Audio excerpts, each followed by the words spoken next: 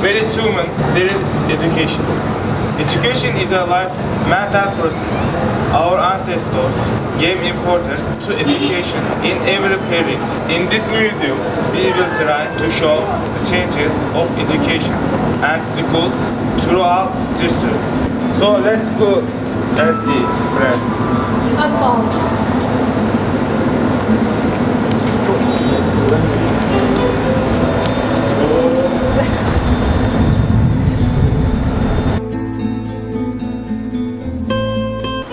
A new era in science and art began after the Sumerians invented writing. Ideas have been conveyed in a concrete way from generation to generation.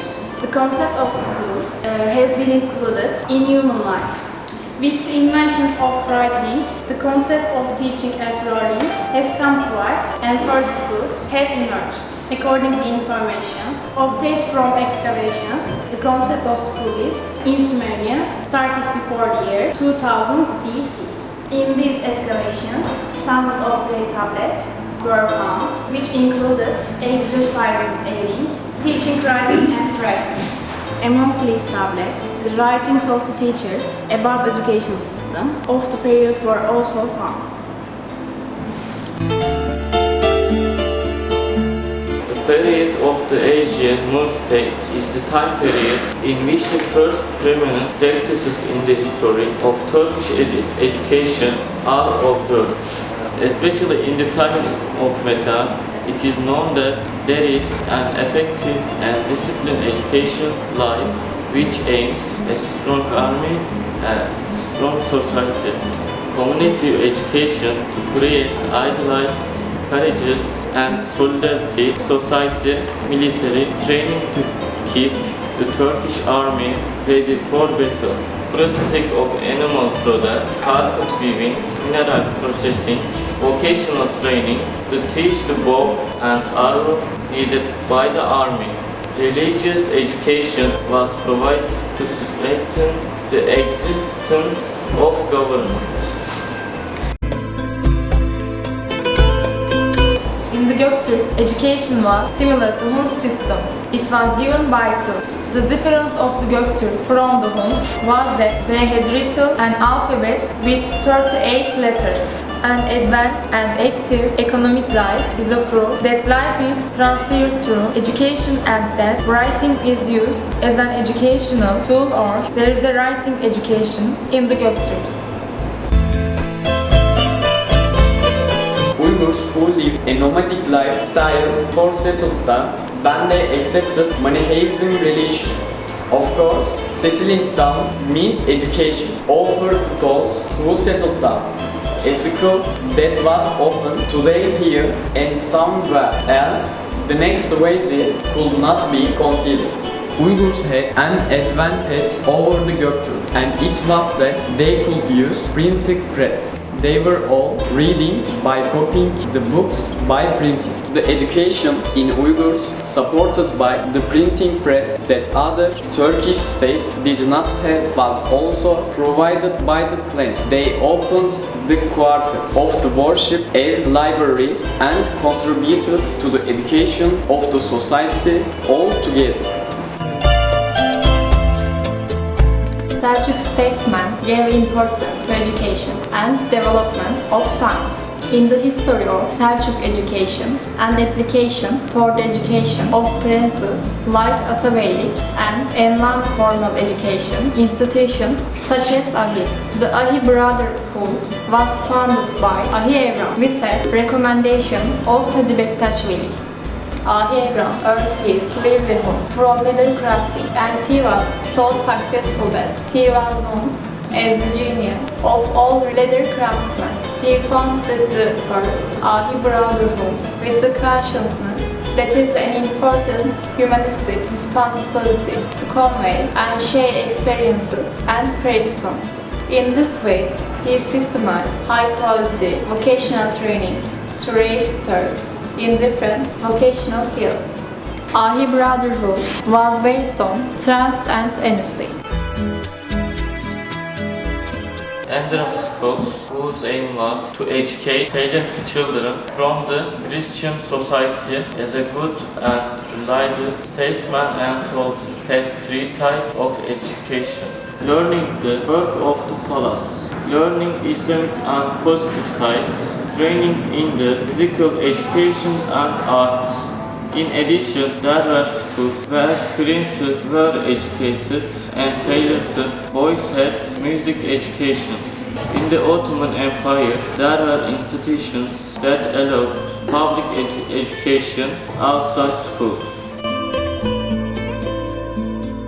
Madrasas are higher education institutions that students at Ottoman era attended to military on different scientific fields. It is also a method of education that has a very important place in the history of Turkish Islam. In these madrasas, many world famous scientists such as Ömer Hayyam and Ghazali were educated. There have been many innovations in education during the Tanzimat periods. Military schools were opened, foreign teachers were assigned, Western language were taught. Elementary education was obligatory. Students were sent to the West for the first time. With the Tevhid-i Tedrisat law that was issued after the proclamation of the Republic, the madrasa education was terminated. The new Turkish alphabet was adopted on November 1st, 1928. This reform, executed by Mustafa Kemal Atatürk, is the most important revolution of the history of Turkish Republic. With the adoption of this law, the old alphabet based on Arabic letters, which was used until that they ended the Turkish alphabet, which was based on Latin letters, came into effect. In later years, education and training activities were generally developed in three sections. These are mainly village education, technical education, public education. Village education. In the early times, village primary schools were teaching up to the 3rd grade. The trainees were selected from the village citizens who completed the military service as a sergeant. Technical education. In the Republican period, first training in technical field was tried to be realized by art institutes funded for boys and girls. These schools were replicated over time and became today's vocational high schools. Public education. This type of education for the public was given in various schools and village chambers in early times and in public houses, in cities and towns.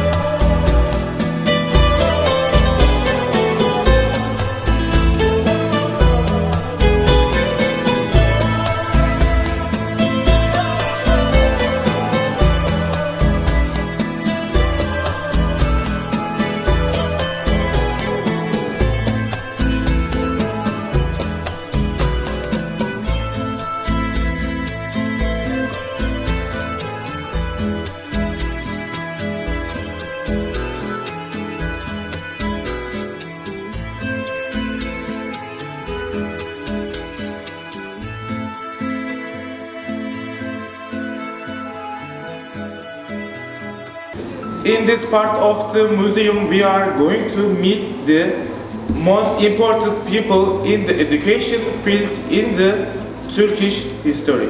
Cezeri is the father of mechanical engineering.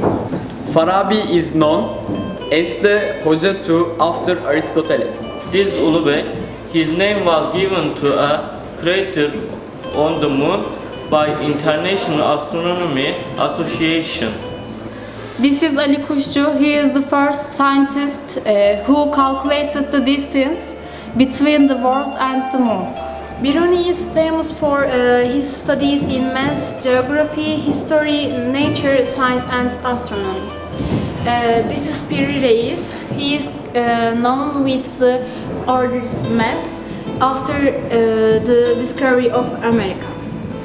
Hezarfen Ahmet Çelebi is the first person to use artificial wings to fly. Evliya Çelebi is the most prominent traveler of the Ottoman era. He is the writer of the worldwide famous Seyahatname. Mimar Sinan is the chief Ottoman architect who had numerous worldwide works such as bridges and mosques. This is Katip Çelebi. He is an important scientist in the fields of history, geography and bibliography. This is Mehmet Akif Ersoy. He is the poet of the most printed book of Turkey and the author of the Turkish national anthem. We tried to show you the change of school and education in time in our country. Thanks for watching us.